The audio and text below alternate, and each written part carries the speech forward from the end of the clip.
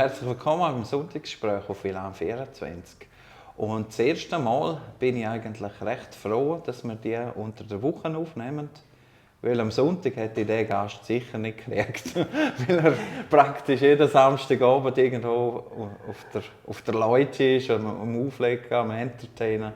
Ja, ihr könnt es erahnen, wer ich meine. Hitschauer heisst er, DJ Edelweiss. Prättigauer Legende, könnte man sagen. Ich weiss, du hörst es nicht gerne, aber Nein. Ich sage jetzt gleich, ich habe Freude, bist du da. Ja. Und ja, hast wahrscheinlich wieder x neue Projekte am Anreissen. Was machst du dieses Jahr? Also, es ist ja noch jung, das neue Jahr, aber so, was hast du so ein bisschen angeplant zum dieses Jahr?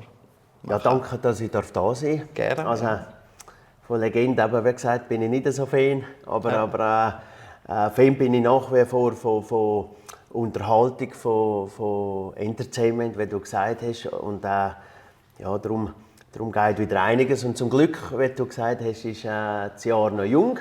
Und es kommt einiges auf mich zu. Einerseits freiwillig, andererseits habe ich es verursacht. Aber, Das ist bestimmt worden. Ja, ja. Und jetzt bin ich ein bisschen am Aussiebeln. Also, das ist wie wenn du Teigwaren kochst. Also was geht immer durch die Löcher ab und also was bleibt hängen. Nein, Spass beiseite. Nein, ich habe wirklich ganz lässige Projekte. Einerseits eben wirklich selber lanciert, andererseits sind sie auf mich zugekommen. Aber es handelt sich wirklich um Musikanten, die etwas zusammen machen.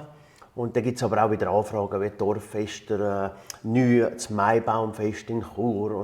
Und es geht in der Planung für das nächste Jahr schon aber Richtung Mallorca haben wir auch etwas im Köcherle. Ja, es hat ja immer geheißen, die Prättigauer kommen ja nicht vor die Klaus. Und das will ich jetzt eigentlich ein bisschen beweisen. Prättigauer auf die Insel? Ja, genau. Ab auf die Insel. Ja. Nein, es ist alles noch im Tun. Gewisse Projekte stehen schon. Und ich selber als DJ Edelweiss bin ganz viel gebucht. Und es ist ja jetzt schon im Winter, Frühling noch der Après-Ski, der noch läuft. Aber es sind auch schon lässige Schneesportfester, Hallen-Events. Und ja, wie gesagt, ich plane auch ein bisschen planen. Es darf nicht einfach etwas Normales sein bei mir. Mhm. Aber hast jetzt du Winter, Frühling, hast eben mit den Après-Ski viel zu tun. Hast du im Sommer dann so eine Phase, wo es ein bisschen abnimmt und dann im Herbst dann wieder richtig losgeht?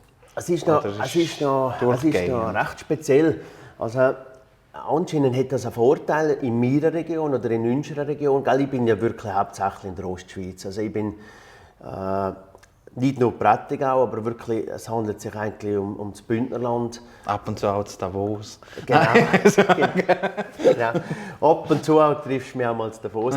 Nein, ich habe jetzt auch natürlich auch darf man immer wieder ein bisschen Abstecher ins Ausland, also ins benachbarte Ausland, Österreich oder so.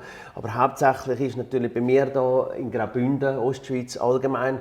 Und da ist halt schon die Jahreszeiten ist noch interessant. Winter, Frühling, Sommer und Herbst. Es ist so ein hübsches Gemisch. Also es läuft eigentlich immer was. Ruhe gibt es eigentlich nicht mehr, weil der Winter ist ja so der Wintertourismus und im Frühling haben wir ganz viele so Landwirtschaftsgeschichten. Also wirklich reden von den Bauern, wie wir eigentlich... Der Griechen. Ja, der Griechen steht auch an. Und es sind so die Landwirtschaft, die Ausstellungen, die auch mittlerweile sehr entertainment bezogen sind. Moderation, Unterhaltung, Kultur. Und dort gibt es auch ein hübsches Gemisch. Und darum macht es irgendwie keinen Halt. Und ich habe dann auch danebst gesehen, immer der Frühling ist ja so ein bisschen ruhiger, meint man. Und ich habe jetzt selber auch also mit einer Musikgruppe, mit einer Bekannten von Österreich, habe ich in der Schweiz mache ich so eine Wirtshaustour, also bei uns sagt man Beizentour. Aber im Sommer geht es halt sowieso weiter, von Dorffest, Open Air und so weiter und so fort. Und klar, ich pflege immer auch noch Hochzeiten, wo ich auch noch Unterhaltung mache. Und das hat ja auch keinen Sinn. Und im Herbst geht es schon wieder weiter, auch mit so traditionellen Anlässen wie Alpspektakel. Und auch, was ich auf sehr begrüße, halt in den Lokalen von den Restaurants auch lässige Unterhaltungen zu machen, im kleinen Rahmen. Ich bin nicht mehr der, der da irgendwie grosse Sachen sucht und mich auch hergibt, so Open Air und so. Ja, habe ich auch vereinzelt bis ins Engadini, wo ich etwas machen darf. Aber es ist schon immer so ein bisschen, dass du angefragt wirst, oder nicht? Du gehst jetzt nicht irgendwie Klinken putzen und fragen, hey, kann ich mal bei euch? Weil Ja, hast du ja eigentlich nein, genug, das ist, oder? also das ist jetzt nicht blöfft, aber das Ja. ist jetzt momentan, oder es ist schon Gott sei Dank seit vielen Jahren so, dass ich tatsächlich nicht noch mir so aufdrängen oder ich will mich auch noch nicht mit, ich verschicke auch praktisch auch kein Mail mehr, man könnte noch oder auch Ideen euch noch, warum nehmen wir nicht ein? Es ist wirklich so, dass wirklich Mail und WhatsApp und alles, was es da gibt, kommt einfach zu mir. Und dann muss ich es bei mir ein bisschen setzen lassen. Und eben, wie gesagt, am Sonntag, es gibt ja irgendwie gleich noch 50 bis 52 Sonntage im Jahr. Ja. Und ich schaffe es ja gar nicht, da irgendwie überall drauf zu springen. Und eben darum, ja, ich habe auch immer gesagt, also ich sage das auch daheim oder auch bei den Veranstaltern, solange ich eine Anfrage bekomme oder ich noch meine Ideen darf so reinbringen, dann mache ich es auch noch. Wenn ich natürlich merke, dass der Hitschauer nicht mehr funktioniert oder meine Freude auch nicht mehr so von Herzen kommt, dann werde ich das auch mal beenden. Also das ist ja so. Aber momentan ist es wirklich noch, also ich bin immer noch erfreut. Und gleich bin ich auch mal erfreut, wenn dann mal ein Samstag oder ein Sonntag frei ist. Also das ist ja so. Aber hat es jetzt bei dir, du machst ja das sicher schon vor 15 Jahren, nicht? Ja, mittlerweile sind es, also eigentlich die ganze Geschichte ist losgegangen im Jahr 2000. Für mich ist das immer noch eigentlich einfach zum Rechnen. Ja. Ich habe eigentlich dazu mal hat man dann einfach mit kleinen Hobbysachen angefangen und eigentlich seit dem 2000 bin ich so ein bisschen in der Musik und in der Moderation und in der Planung drin. Es ist dann klar dort vom Hobby ein bisschen mehr entstanden. Das ist so. Also das Entertainment ist schon, seit hast du recht gehabt, zwischen 15 und 18 Jahren ist man auf dem Weg. Ja. Aber hast du nie eine Phase gehabt, wo es dir irgendwie ein bisschen genügelt hat oder so? Weißt du, dass du jetzt gesagt hast, jetzt haben wir ja das und das und das gehabt und jetzt muss ich aber noch dort und dort und dort auch noch gehen. Ja, also, hast du den Moment nie, wo du findest, ja, mal, jetzt wäre ich eigentlich lieber daheim? Nein, es ist so. Also es gibt Phasen, wo ich sage, jetzt muss ich einfach einmal einen Monat, ich glaube, einfach einmal ausklinken. Also das habe ich schon. Also ich glaube, das gibt's, irgendwie gibt es das eigentlich fast jedes Jahr, muss ich gerade ehrlich sein. Also im Jahr, es verschiebt sich immer wieder. Sie denke ich, ja, Mitte Januar, jetzt wäre gerade gut. Im Februar einfach einmal nichts. Also das gebe ich zu. Ich glaube, das haben viele, nur tun sie es einfach nicht publik machen, also einfach tun sie es nie platzieren. Also du kannst nicht auf Instagram oder auf Facebook anfangen jammern und sagen, ja, also eigentlich möchte ich ja gar nicht mehr jetzt. Und dann musst du noch, weil das ist ja, man sagt immer, die Show muss weitergehen und das ist nicht immer einfach, aber ich glaube, jeder Künstler, der im Hintergrund schafft oder wo mit in der Unterhaltung zu tun hat, ich habe das Gefühl, dass die Blase sucht jeder irgendwie mal um ein bisschen ausklinken. Ja, ist ja dann auch immer irgendwie so ein bisschen daran gekoppelt, weißt, dass die Leute Eintritt gezahlt haben und so. Ja, ich habe immer so ein bisschen gefunden, weißt, das stimmt. Man kann nicht auf die Bühne raufgehen und schlechte Laune haben. Weil es ist ja so. Die Leute haben dafür Eintritt gezahlt und dann muss man auch irgendwie etwas liefern. Und genau. Also, das ist auch, also ich weiss es ja. Also, es ist auch bei mir so, wenn ich gehe und dort bin, dann funktioniert es auch. Und dann kann ich mich wie sammeln. Und anscheinend ist das auch, also da musst auch, also ein Talent musst du vielleicht nicht sein, aber du musst der Typ dazu sein und sagen, hey, schau, jetzt bin ich da. Und wie du sagst, also die Leute zahlen oder der Kunde zahlt für die Kunden. Die dürfen kommen, die haben Unterhaltung, es fängt schon beim Après-Ski an und hört bei einer Hochzeit auf oder bei einem Klassentreffen. Entweder zahlt der Gast ein oder der Kunde, der es organisiert, zahlt ein. Und es ist ganz klar, wenn man etwas zahlt, erwartet man etwas. Gell, es ist wie eine Naturalsachen kannst du kaufen und dann sollte es funktionieren, ein PC. Und der Mensch ist halt immer noch der Mensch, das stimmt. Und Ja, ich kann mich eigentlich immer recht gut, also nicht wegen dem Zusammennehmen, also ich weiss genau, wo es geschlagen hat, wenn ich was zusage. Und in dem Moment fühle ich mich auch wohl, wenn ich die Zusage mache. Aber es ist schon so, da kommt der Tag X oder der kommt unter der Woche, am Freitag habe ich dann dort her und was mache ich jetzt und so, und dann kommt es einmal so ein bisschen anders. Dort habe ich schon, also ich habe tatsächlich einmal im Jahr habe ich einen Hänger. Die Leute merken wahrscheinlich nicht, welcher Monat das ist, weil ich bin so immer im Rhythmus und bin auch sehr fair. Wenn es wirklich nicht geht oder gesundheitlich nicht geht, dann sage ich wirklich, es geht nicht, ich kann nicht kommen. Aber es ist wirklich in diesen über 20 Jahren habe ich vielleicht 3 Absagen mal erteilen müssen.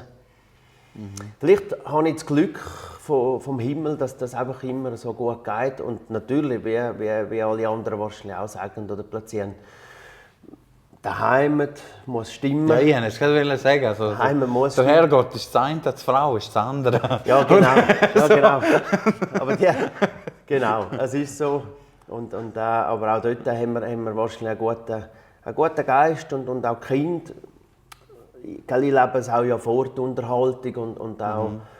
Nehmen Sie das auch mit? Also, hast du da ja, ich glaube... Also, das Gefühl, dass Sie irgendwann in deine Fußstapfen treten? Ja, vielleicht nicht gerade in die Richtung, vielleicht, aber ich spüre, also wir in Frau spüren es sehr, dass der eine eher auf das ein bisschen etwas abnimmt und der eine Bub ist mehr mit dem Instrument beschäftigt, die Tochter ist auch mit Show, mit Musical und mit dieser Richtung ein bisschen. Also es ist 3 Kinder und jedes Kind ist irgendwie nimmt etwas anderes auf. Klar, sie sehen es auch ja auswendig, was sonst noch so geht. Ich bin immer der Schlager Volksmusik, also Schweizer Volksmusik auch und kulturelle Geschichten habe ich immer an mich zugelassen und habe das gelebt. Und der eine Bub ist mehr das, der andere Bub ist das und die Tochter ist das. Sie leben es jetzt einmal, sie gehen auch zum Teil in Kurse, in Abendkurs auch oder eben in Musikunterricht. Das Prättigau bietet halt auch noch ein rechtes Angebot. Also da kannst du ja, stimmt. heutzutage schon auch, wenn du willst, kannst du etwas machen. Ja. Nein, es ist so, also das Prättigau, wirklich von Klosters bis ganz Zürich oder auch ganz in der Nähe vom Prättigau gibt es ganz gute Angebote also müssen tut bei mir ja gar niemand. Also, sei es in der Familie, die Kinder, ich tue es einfach vorleben, wie die anderen auch. Also, der Sport. Und mir ist immer Sport, kulturelle Sachen, Begegnungen mit Leuten. Das Soziale war mir auch immer wichtig, im Dorf immer mitzuhelfen, wo es geht. Aber eben auch, wie gesagt, nicht aufdringlich sein. Ja, das lebe ich vor. Was denn daraus nehmen aus dem Rucksäckchen?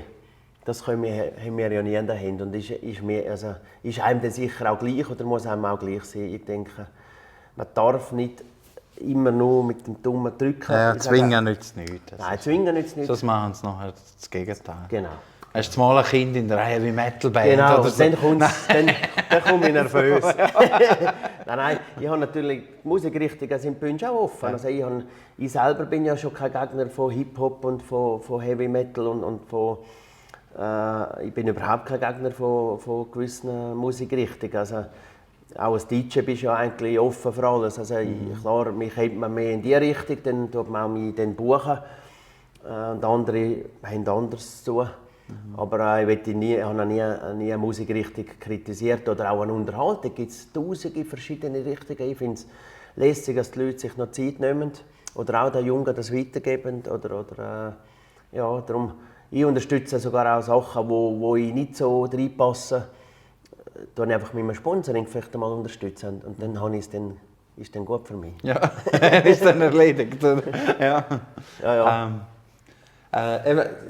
Bevor wir nimmt das Projekt auf der Insel nicht Wunder, aber jetzt möchte ich zuerst mal noch wissen, was hast du dieses Jahr noch so geplant? Du hast ja da einen Flyer mitgeholt. Ja. Machen wir wieder das Grünbödeli Open Air? Ist das wieder geplant? Da bin ich noch nicht ganz so sicher, was im Grünbödeli, also der Hans-Peter vom Grünbödeli, der macht immer wieder ganz lässige Sachen. Und er hat jetzt, momentan sind wir dort noch nicht es ist immer noch spruchreif. Genau, ist immer noch nicht spruchreif. Auch ich komme immer wieder angefragt. Ich habe jahreweise den Hitchis Musikantenstrauß gemacht. Nach dem Prätti-Ziller habe ich eigentlich im Prättig auch immer den Hitchis Musikantenstrauß gemacht. Das ist eigentlich ein Strauß voller Musik. Und da habe ich auch noch nicht, eigentlich habe ich immer noch geplant, der Herbst irgendwie etwas zu machen. Aber eben von lauter vielen Anfragen und von vielen Angeboten ist das alles immer noch ein bisschen wieder zurückgerutscht. Und eben, wie gesagt, das Mallorca, die Mallorca-Geschichte, ja, da ist auch eine Universalreise auf mich zugekommen. Die haben über viele Jahre auch Projekte gemacht in Mallorca mit dem Sepp Trütsch. Und der ist jetzt wirklich altershalber, hat er gesagt, jetzt hat er wirklich viele Projekte auch gemacht und er will das nicht mehr machen. Und dann ist wirklich, ist die Firma auf mich zugekommen. Lebt der noch? Der lebt noch. Jetzt habe ich Also gerade am überlegen. So, also ich glaube, auch viel abgenommen, mal, dort war ja mal noch in der Zeitung. Genau. Aber der Sepp Trütsch ist letztes Jahr noch zu Mallorca gewesen. Also der ist schon alt. Der ist wirklich, der ist wirklich alt, aber der ist noch gut im Kopf eigentlich. Ich habe auch mal Kontakt aufgenommen, was er so, also der hat ja viele Projekte gemacht, Volksmusik und Schlager in der ganzen Schweiz und eben auch so Reisen und so hat er auch sehr begrüßt. Das ist halt ein bisschen Abwechslung. Und das Projekt, das jetzt ist, das ist noch nicht auf einem Flyer wie jetzt so dieses Projekt, aber das wäre dann im Mai 2025 würden wir dann so wirklich eine Wanderwoche und Musikwoche in Mallorca machen mit Hitch, mit mir zusammen. Und ich werde dort wirklich als Moderator und Unterhalter und einfach sagen, was dann am Tag so läuft und so und mit mir wandern und mit den ganzen Musikern und so quasi Musiker hautnach darf man dann geniessen und so wirklich halt eine Woche mit uns leben, also quasi. Ja. Also man gibt sich auch ein bisschen her, also das darf man nicht unterschätzen. Also das ist, da kannst du ja nicht einfach sagen, so jetzt tue ich beschliessen und ich will meine Ruhe mal etwa 12 Stunden. Das muss man sich auch immer gut überlegen und da sind wir immer noch dran. Das ist ja so ein Projekt. Und Helene Fischer hat schon angefragt. Also die hat schon zugesagt. Ja, also ohne die ging es ja nicht. Auch, ja, also. Genau, und der Andreas Gabelé und alle sind dabei, genau. Nein, wir sind dort dran und sind auch, also das sind auch Schweizer, da gehört auch Ländlermusik dazu, gehört aber wirklich auch eine Frau dazu. Gut, Linda Fee oder so genau, Linda Fee haben wir ist auch noch erschwinglich wahrscheinlich. Oder, genau, oder also Linda Fee würde das auch mitmachen, Jessica Mink ist auch... ihr habt schon einigermaßen so... Ja, wir haben schon ein bisschen etwas im Köchchen. Mark Bircher, da, der mit mir auch viel macht.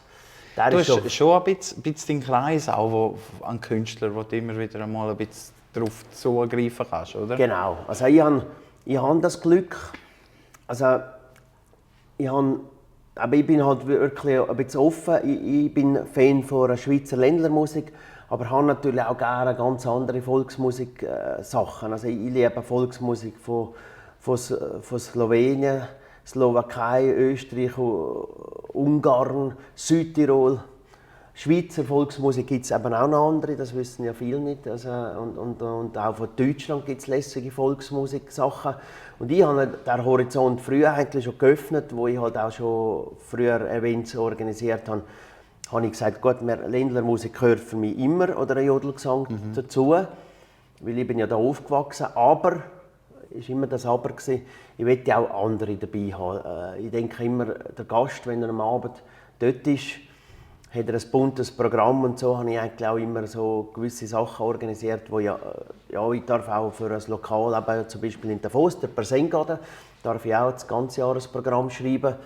Und dort habe ich natürlich auch gesagt, gell, der Gast isst auch nicht jeden Tag Pommes frites, hoffentlich, oder will auch nicht immer hoffen. Ja, aber ich finde halt auch, also weißt du, wenn es bei Musik geht, Musik sollte etwas sein, das die Leute zusammenbringt, das miteinander ist und so und nicht grundsätzlich so, wie soll ich sagen, so Musikpolizeimäßig sagen, ja, jetzt, heute nur Hudigäckler und ja nicht irgendwie etwas Schlagermäßig. Also, es gibt da schon noch so Puristen eigentlich.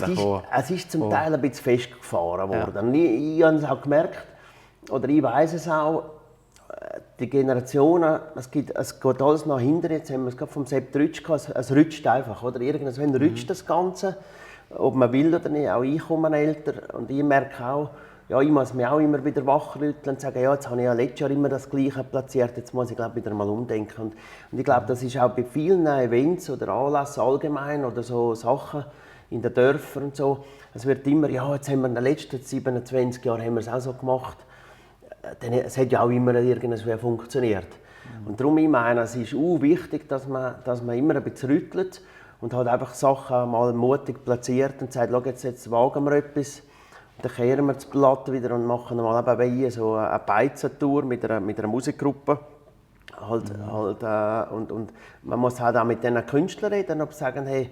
Aber die machst du sicher nicht im Prättig, aber so viel Beizen jetzt. Ja, wir auch das leidet, aber wir leben ja gleich noch mit ein bisschen, haben wir wirklich noch. Aber das ist ja so, wie ich vorher angesprochen habe, der Persengaden, also Gaden heisst ja Stall.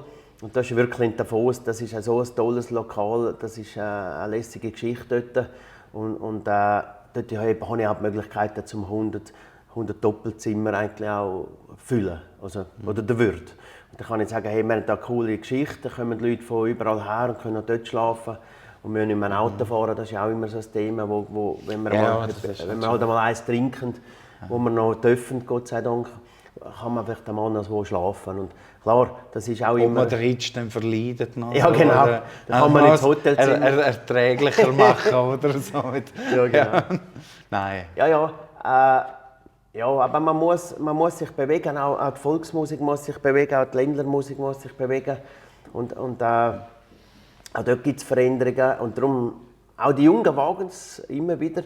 Aber da gibt es halt wirklich diejenigen, die sagen, ja, nein, wir haben es so und so viele Jahre auch so gemacht, also wir wollen das genau in dem Ding. Aber das gibt es in jedem Bereich. Aber gibt es in jedem Bereich. Da kannst du in jeder Berufssparte schauen, das haben wir immer schon so gemacht. Das finde ich der schlimmste Spruch, das haben wir schon immer schon so gemacht. Ja, da kommt es Darum lassen wir es. Darum so bin ich vielleicht nicht der Typ, der immer dort dabei ist. Fühlt man sich wieder jung. Ja, genau, so, genau, wenn man so. Ja, genau. Wenn man eben nicht so Sprüche rauslässt. Ja. Ein Stück weit muss man diesen Leuten das ein bisschen stehen lassen. Man muss auch begreifen, die haben das aufgezogen und so weiter und so fort. Und, aber gleich muss man halt dann einfach 2-3 Mal sagen, hey, jetzt müssen wir auch mal etwas anderes und müssen mal ein bisschen mehr links oder mehr rechts. Aber ich bin halt immer ein bisschen vorsichtig und die Leute ein bisschen abholen und dann mit meinem Charme probiere ich das irgendwie dann, so zu platzieren, dass sie sagen, hey, mal, eigentlich ist das eine gute Idee. Und wenn es dann klappt, ist natürlich, bin ich der Held oder nicht der Held, dann sage ich, ja, musst du einen Hitch anrufen, der hat immer schon gute Ideen gehabt. Aber ich tue mich auch nie so herstellen und sagen, hey, also, ja, dann müssen wir halt mehr anrufen, oder, wenn es dann nicht mehr geht. Also ich bin einer von vielen, der viele gute Ideen hat, hoffe ich. Und aber es ist dann auch gleich, wenn es einmal weniger schellt, dann muss man mal weniger Gedanken machen. Ja. Das auf der Insel, wenn das klappt, hast du das im Sinn, regelmäßig zu machen? Oder? Ja, also, die Firma dort, wo das früher auch, sie haben früher so Jazzwochen auch und so gemacht und das haben sie auch über viele Jahre können haben. Jetzt ist natürlich die Frage, wer kommt das an, wie viele Anmeldungen sind denn da und so. Aber sie haben schon gesagt, wenn das irgendwie dann, wenn das ein bisschen Rhythmus gibt, können Sie sich vorstellen, das über ein paar Jahre zu machen. Bis ich so alt bin, wie der Sepp Trütsch jetzt. Ja, genau. Nein, das ist nur Spass. Nein, es ist jetzt einfach einmal geplant einmal und sie haben schon im Sinn, das sicher ein bisschen auf ein paar Jahre zu machen, weil sie haben auch gesagt, immer wieder ein anderes Gesicht vorne dran in der Moderation oder in der Wanderwoche wollen sie auch nicht immer wechseln.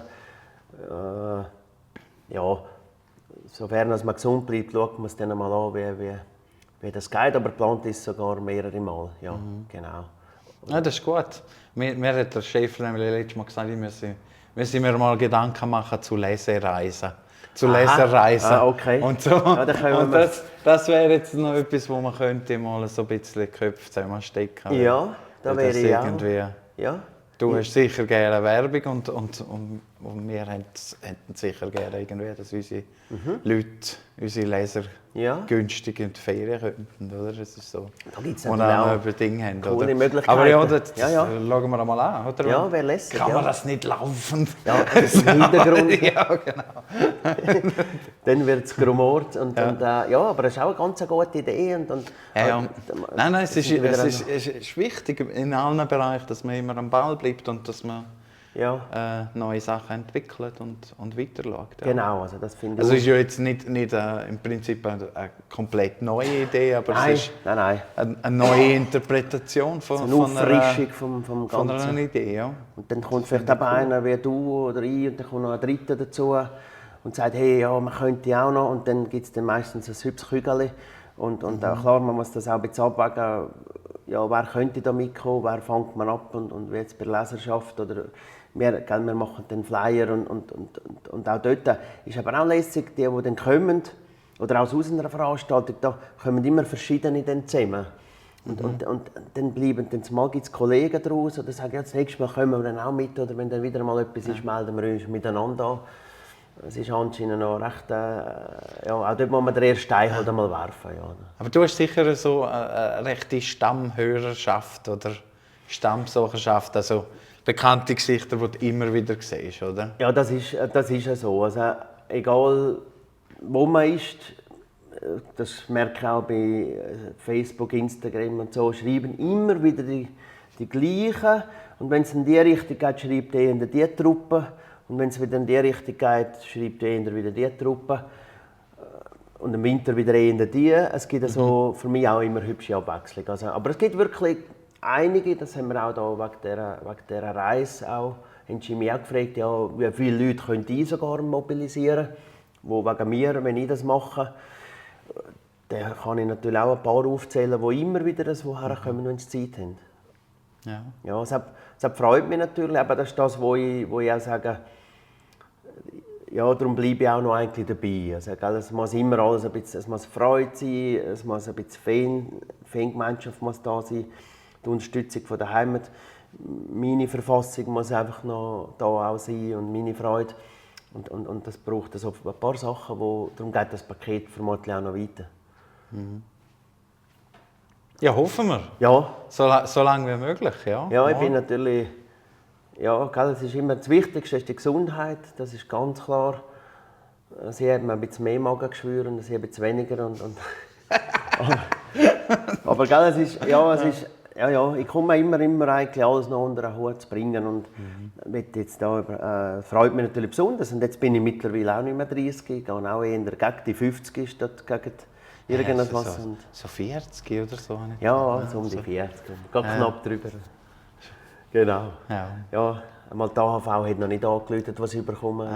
Okay. Also, ich bin gleich noch als wäre so gleich noch ein bisschen weiter. Ja, genau.